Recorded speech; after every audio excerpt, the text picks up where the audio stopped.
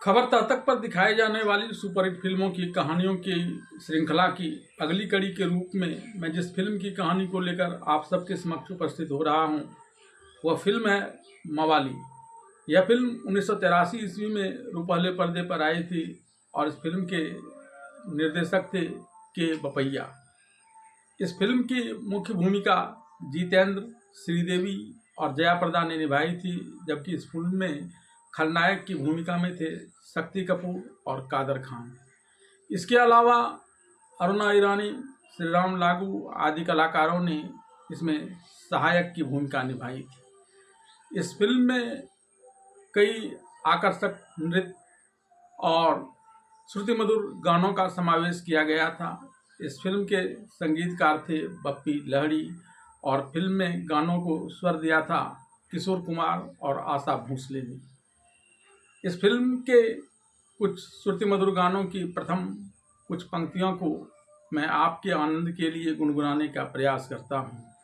राम राम राम राम राम राम रे, राम राम राम राम राम राम रे, माना माना मैंने माना मैं हूँ मवाली, माना माना मेरी हर बात निराली, मवाली हूँ मैं कोई चोर तो नहीं, गिरा हुआ कोई इंसान तो नहीं, राम राम राम राम राम राम रे।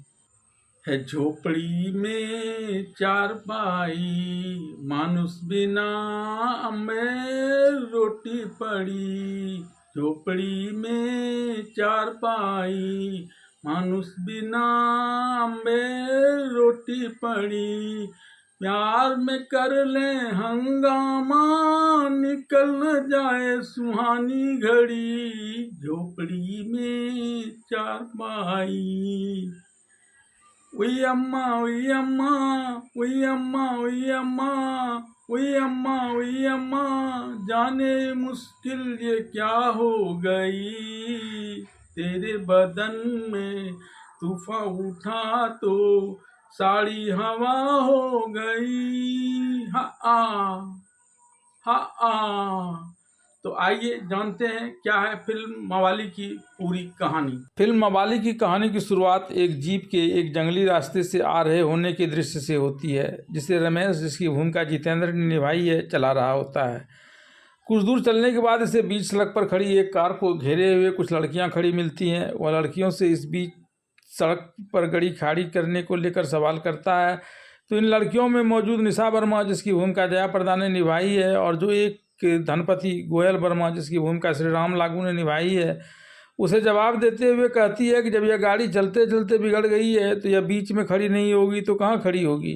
निशा की बात सुन रमेश उन सबको हट जाने के लिए कहते हुए धमकी देता है कि वह अपनी जीप को पीछे ले जाकर तेज गति से लाकर इसकी कार को धक्का देकर इधर से उधर कर देगा। इस पर निशा की सहेली उसे इससे गाड़ी देखने की बात करने के लिए कहती है, लेकिन निशा ऐसा कुछ करना नहीं चाहती। तब वह कहता है कि ऐसे में तुम लोग यहीं रात भर जंगल में खड़ी रहो। तब अपनी सहेलियों की बात मानकर निशा उससे अपनी गाड़ी ठीक करने के लिए कहती है। वह गाड़ी के बोनट खोलकर गाड़ी के इंजन को देखता है, लेकिन फिर वह कहता है कि यह गाड़ी उससे ठीक नहीं होगी। तब निशा रमेश से गाड़ी को किसी गैरेज तक पहुंचा देने के लिए कहती है। इस पर रमेश उसे रस्सी निकालने के लिए कहता है। जब निशा रस्सी नहीं होने की बात करती है तो रमेश उन सभी लड़कियों को अपने वस्त्र उतार कर इसे देने के लिए कहता है, ताकि उसकी रस्सी बनाकर गाड़ी को खींचकर किसी गैरेज तक ले जाया जा सके। जब सभी लड़कियां अपने वस्त्र उतार कर इसे देती है तो वह झटके से वस्त्र से बनी रस्सी को तोड़कर गाड़ी आगे ले जाने लगता है। तब निशा जोर जोर से चिल्लाने लगती है, जिसे सुनकर वो अपनी गाड़ी को वापस बैक करता है। और जब लड़कियां कातर भाव से उसे इस कार को किसी गैरेज तक पहुंचाने की बात करती हैं, तब वह उस गाड़ी को ठीक कर देता है। निशा के पूछने पर वह एक नट के खुल जाने की बात बताता है और गाड़ी ठीक करने के एवज में 100 रुपया उससे मांग लेता है। निशा बड़े अनमने भाव से उसे यह रुपया देती है। निशा के पिता गोयल वर्मा अपने रिश्ते की बहन, जिसकी भूमिका अरुणा ईरानी ने निभाई है, भांजा रंजीत, जिसकी भूमिका शक्ति कपूर ने निभाई है, और बहनोई अजीत, जिसकी भूमिका कादर खान ने निभाई है, उस सबको फटकारते हुए कहते हैं कि दया करके मैंने आप लोगों को अपने घर में शरण दिया, यह एक बड़ी गलती की। फिर बाद में पावर ऑफ अटर्नी देकर उससे भी बड़ी गलती कर दी, जिस कारण फैक्ट्री में लगातार घाटा होता चला जा रहा है। वे अपने बहनोई और भांजे से फैक्ट्री का हिसाब किताब की सारी कागजात लाकर दिखाने की बात करते हैं। अभी यह बात हो ही रही थी कि तभी निशा वहां आ जाती है और पिता के यह पूछने पर कि वह इतनी देर कहाँ थी, वह रास्ते में गाड़ी खराब होने की बात बताती है। इस पर अजीत गोयल वर्मा से निशा की शादी रंजीत से कर देने का सुझाव देते हैं ताकि वह अकेली कहीं ना जा सके और रंजीत उसके बॉडीगार्ड की तरह उसकी सुरक्षा करती रहे। इस पर निशा रंजीत को काफ़ी कमज़ोर बताते हुए अपना सारा हिसाब किताब खुद ही करने की बात करते हुए अपने पिता के साथ कमरे के अंदर चली जाती है। फटकार लगाने के बावजूद अजीत और रंजीत फैक्ट्री के कर्मचारी से डरा धमका कर फैक्ट्री के सामान को बिना बही खाते पर चढ़ाए ही गायब करवा कर पैसा बना रहा होते हैं। तभी एक दिन रमेश, जिसे गोयल वर्मा ने इंजीनियर के तौर पर वहाँ रखा है, वह एक गाड़ी में कागजात में दर्शाए गए मात्रा से दूनी मात्रा में सामान बाहर भेजते हुए कर्मचारी को पकड़ लेता है और उसे धमकाते हुए इस बात की जानकारी प्राप्त कर लेता है कि इसके पीछे गोयल वर्मा के रिश्तेदार अजीत और रंजीत है। रमेश इस बात की सूचना गोयल वर्मा को देने चला जाता है। इधर रंजीत भी अजीत को इस बात की सूचना दे देता है। तब अजीत उससे कर्मचारियों को एक बड़ी राशि घूस में देने की बात करते हुए उसे इस बात की जिम्मेदारी खुद ले लेने के लिए तैयार कर लेता है।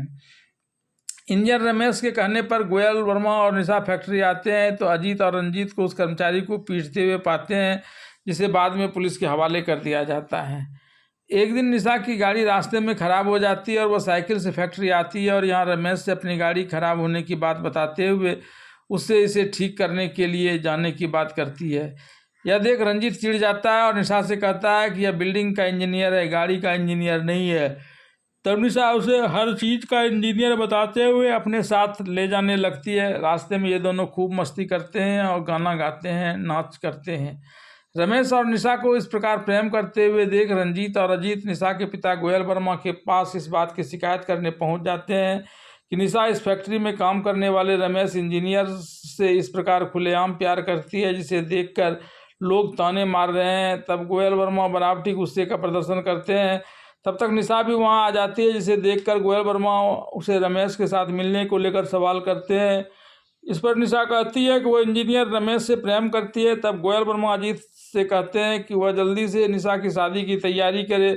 इस पर दोनों बाप बेटा खुश हो जाते हैं। गोयल वर्मा रंजीत से कहता है कि तुम भी शादी की तैयारी करो, लेकिन जब रंजीत को द्वार पर आए मेहमान का स्वागत करने की बात करते हैं तब रंजीत कहता है कि वह तो विवाह मंडप पर निशा के साथ शादी कर रहा होगा, ऐसे में द्वार पर आए मेहमानों का स्वागत वह कैसे करेगा।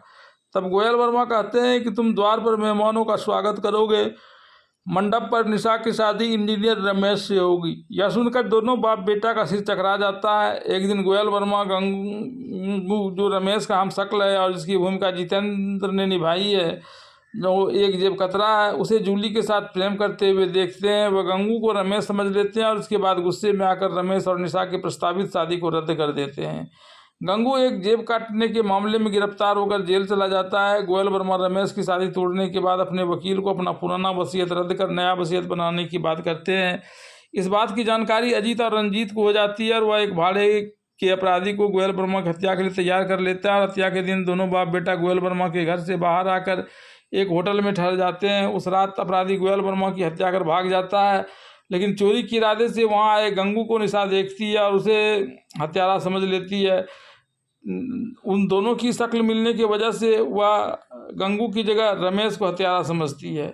निशा को देखकर गंगू वहां से भाग जाता है। अजीत और रंजीत इस मामले को पुलिस में दर्ज करा देता है। इसके बाद जब मामला अदालत में जाता है तो निशा की निशानदेही पर रमेश को जेल की सजा हो जाती है। जेल में गंगू एक दूसरे अपराधी से भिड़ जाता है और उससे मालिश करवाने की बात करता है। गंगू उस अपराधी को बुरी तरह से पीटता है। तब तक वो पुलिस वहाँ आ जाती है और उससे कहती है इस तरह वह अगर झगड़ा करेगा तो कल जब उसकी रिहाई होनी है तब वह बाहर नहीं जा पाएगा, क्योंकि तब वह दूसरे मामले में उस जेल में सजा काटता होगा। तब गंगू उसे छोड़ देता है। दूसरे दिन जब उसकी रिहाई होने वाली होती है तब रमेश अपने हमशक्ल गंगू से कहता है कि वह गोयल वर्मा की हत्या के मामले में गलत ढंग से फंसा दिए जाने के कारण जेल में आया है। तब गंगू उसे उस दिन की घटना के बारे में बताता है कि वह उस दिन चोरी के इरादे से गोयल वर्मा के घर गया था, लेकिन इससे पहले ही किसी ने गोयल वर्मा की हत्या कर दी थी और वहाँ गोयल वर्मा की बेटी निशा ने उसे देख लिया था। निशा को सामने देख गंगू वहाँ से भाग जाने की बात स्वीकार करता है और कहता है कि हत्या उसने नहीं की थी, वह तो सिर्फ चोरी के इरादे से वहाँ गया था। तब रमेश उससे कहता है कि वह 3 दिनों तक रमेश बनकर जेल में रहे और वह इस बीच गंगू के रूप में बाहर आकर इस अपराध की सारी कड़ियों को जोड़कर खुद को निरपराध साबित करने का प्रमाण ढूंढ लेगा। फिर वह वापस जेल चला आएगा, तब गंगू बाहर चला जाए। इस पर गंगू कहता है अगर 3 दिन की समाप्ति के पश्चात वह जेल में वापस लौट कर नहीं आएगा तब वह जेल से भाग जाएगा और फिर सारी सजा रमेश को ही भुगतनी पड़ेगी। रमेश हामी भरकर वहाँ से चला आता है। रमेश जब जेल से बाहर आता है तब रास्ते में इसे अजीत और रंजीत देख लेता है और एक पुलिस वाले को बुलाकर इसे फिर से जेल में डलवाने का प्रयास करता है। यहाँ रमेश खुद को गंगू बताता है, लेकिन पुलिस वाला अजीत और रंजीत की बात पर विश्वास कर उसे जेल ले जाने की बात करता है। तभी वहाँ जूली आ जाती है और रमेश को गंगू समझकर पुलिस वाले को बताती है कि उसका प्रेमी गंगू है और ये लोग झूठ बोल रहे हैं। फिर वह रमेश को अपने साथ लेकर अपना घर चले आती है। जहाँ जूली घर में उससे प्यार करने लगती है और कहती है कि जल्दी से वह पैसे का इंतजाम कर, इसके पिता को पैसे देकर इससे शादी कर ले। अभी ये दोनों प्यार का इजहार कर ही रहे होते हैं कि तभी दरवाज़ा थपथपाने की आवाज़ आती है। दरवाजे की थपथपाहट को सुनकर रमेश बाहर आता है तो सामने अजीत और रंजीत को पाता है। रमेश फिर उसे खुद को गंगू बताता है। तब अजीत उसे कुछ पैसे का प्रलोभन देता है और कहता है कि तुम रमेश बनकर इसके घर जाए और निशा को धमकाए, जिससे निशा डरकर रंजीत से शादी कर ले। ये लोग अभी बातें कर ही रहे थे कि तभी जूली वहाँ आ जाती है। तब गंगू बना रमेश उसे पैसे मिलने की बात कहकर उस पैसे से उसके साथ शादी करने की बात कह उसके साथ चल देता है। अजीत और रंजीत की योजना के अनुसार गंगू रमेश बनकर वहाँ आता है और निशा के घर चला जाता है, लेकिन उससे पहले कि वह अजीत की पत्नी को धमकाने लगता है तब तक अजीत और रंजीत वहाँ आ जाते हैं और कहते हैं कि यह तो उसकी पत्नी है, उसे निशा को धमकाना है। उस दौरान वह इस बात का भी जानकारी प्राप्त कर लेता है कि रंजीत और अजीत ने ही मिलकर उसके पिता गोयल वर्मा की हत्या करवाई थी। तब रमेश एक चिट्ठी में सारी बातों का खुलासा करते हुए निशा के कमरे में चला जाता है। उसे चिट्ठी पढ़ने के लिए देकर उसे धमकाना प्रारंभ कर देता है। बातों ही बातों में वह कहता है कि निशा रंजीत से ब्याह के लिए तैयार हो जाए। साथ ही वह यह भी कहता है कि शादी के दिन वह उसे यहाँ से भगाकर एक सुरक्षित जगह पर ले जाएगा और फिर सारे प्रमाण को जुटाकर खुद को निर्दोष साबित कर जेल से बाहर आकर उसके साथ शादी कर लेगा। तब तक अजीत और रंजीत भी वहाँ आ जाते हैं। उन दोनों के सामने निशा रमेश को भला बुरा कहते हुए रंजीत के साथ शादी करने के लिए तैयार हो जाती है, लेकिन ब्याह के दिन शौच का बहाना बनाकर वह रमेश के साथ भाग जाती है। रमेश निशा को लेकर अपना घर आता है। यहाँ उसकी माँ उसे ब्याहता लड़की के साथ देखकर सारी बातों को बताने के लिए कहती है। तब वह सारी बातों को सच सच बता देता है कि इससे ज़बरदस्ती रंजीत शादी करना चाहता था, इसलिए वह उसे भगाकर यहाँ ले आया है क्योंकि वह उससे प्यार करता है। तब उसकी माँ निशा को घर में छिपा लेती है और एक पंडित को बुलाकर निशा की शादी रमेश के साथ करवा देती है। इस ब्याह के बाद जिस दिन उसकी सुहाग रात होती है, रमेश अपनी पत्नी निशा से कहता है कि आज उसे हर हाल में गंगू के पास जाना ही होगा, नहीं तो वह जेल से भाग जाएगा, जिससे सारा पोल खुल जाएगा और फिर वह अपने आप को निर्दोष साबित नहीं कर पाएगा। इस पर निशा उसे जाने देती है। रमेश के वापस जेल आने में देरी होता देख गंगू वहाँ से भाग जाता है। इस बीच अजीत और रंजीत एक थाने में जाकर रमेश को जेल में नहीं होने की बात बताता है। तब थानेदार जेलर को फ़ोन लगाकर रमेश के जेल में नहीं होने के बारे में पूछता है। जेलर अपने आदमियों को भेजकर इस बात की पता करने के बाद इस बात की जानकारी पुलिस को बताने की बात करते हैं।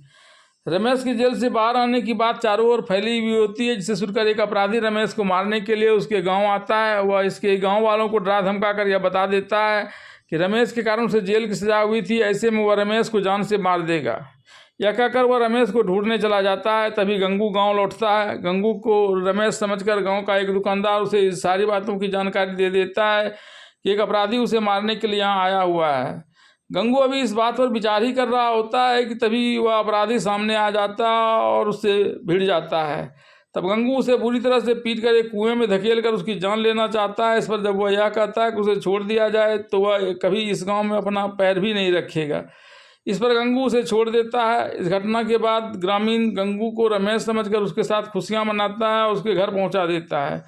गंगू रमेश की मां को माँ जी कहकर संबोधित करता है तो उसकी मां को संदेह होने लगता है कि रमेश नहीं कोई और है, क्योंकि वह माँ जी नहीं बल्कि उसे माँ कहा करता था।